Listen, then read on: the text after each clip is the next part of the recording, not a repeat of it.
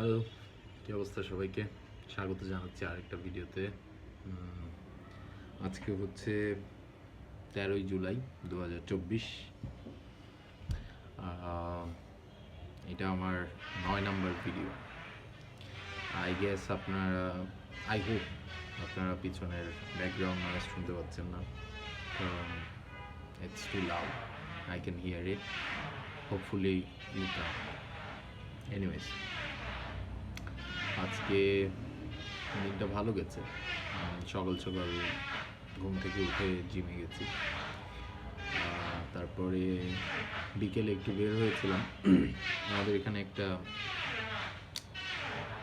Food court আছে, সেখানে গেলাম। I am trying to be more social, although I'm pretty social, but আমার বাইরে যাওয়াটা একটু কম হয়। So I'm trying to be more outdoorsy person. So yeah, currently I'm reading a book.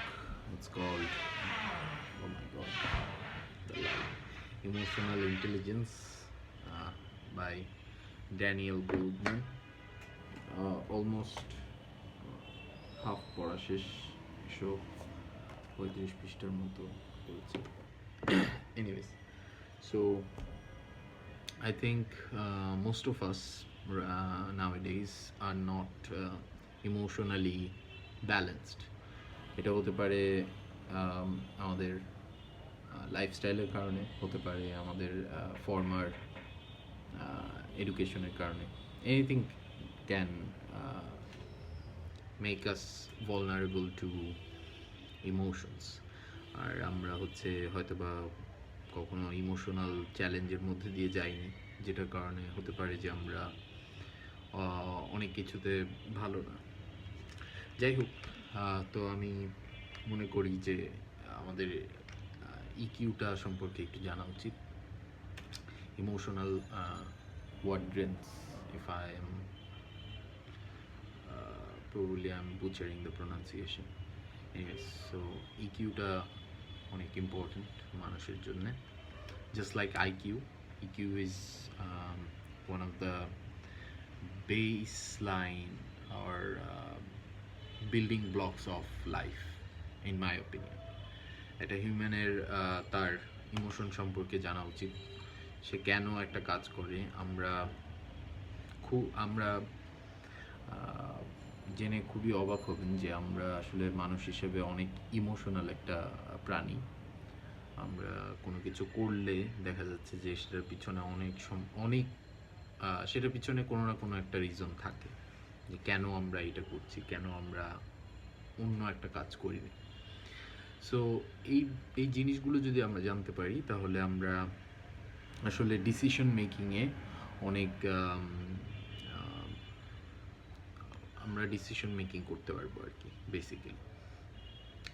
So আর আরেকটা বিষয় যেটা হচ্ছে যে বর্তমান যুগে everybody is trying to capture your attention and trying to manipulate your emotion to sell some stuff, sell any product to you. So এই জিনিসগুলো যদি আমরা একটু জানতে পারি যে কেন আমরা we are driven to buy stuff যেগুলো আমাদের প্রয়োজন না, অথবা কেন আমরা একটা জিনিস করছি rather than doing a productive thing, right? এগুলো যদি আমরা একটু জানতে পারি, দেখা যাবে যে আমরা নিজেদের উপর একটু কর্তৃত্ব আনতে পারব, নিজেদের উপর একটা সেলফ কন্ট্রোল আসবে, which is very important in my opinion. So এই ইমোশনাল ইন্টেলিজেন্সটা, এই বইটা আসলে মূলত হচ্ছে এই কথাগুলোই বলে যে কেন ইকিউটা প্রয়োজন, আইকিউর মতোই। আমরা আসলে টিপিক্যালি আইকিউর উপর অনেকে ফোকাস করি, সবাই আসলে ফোকাস করি, বাট ইকিউ একটা বড় রোল প্লে করে। অনেক সময় দেখা যাচ্ছে একটা আইকিউ হাই আইকিউ স্টুডেন্টও তার ইমোশনাল ইমব্যালেন্সের কারণে সে হয়তোবা ভালো অ্যাকাডেমিক্যালি ভালো করতে পারছে না। সো এগুলো স্ট্যাটিস্টিক্যালি অনেক রিসার্চ এবং স্টাডি এগুলোকে প্রমাণ করেছে। সো এই বইটা আসলে ওইগুলোতেই এমফেসিস করে যে মানে কেন ইমোশনাল ইন্টেলিজেন্সটা দরকার।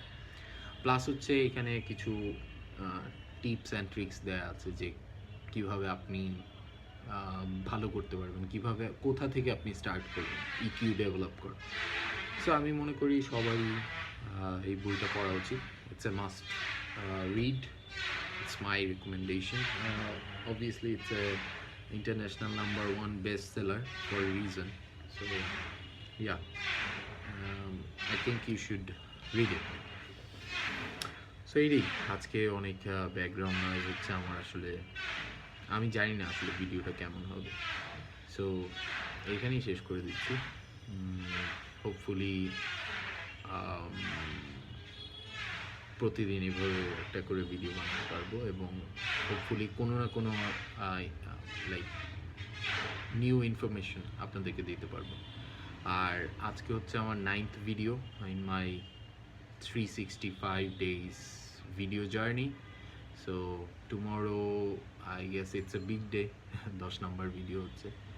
So yeah, that is the update for today. আমি আবার একই সোয়েট হচ্ছে অনেক। Anyways, Allah Hafiz. Oh, by the way, I'm like, what the fuck are those? Anyways, doesn't matter. Life happens, you know. Allah Hafiz.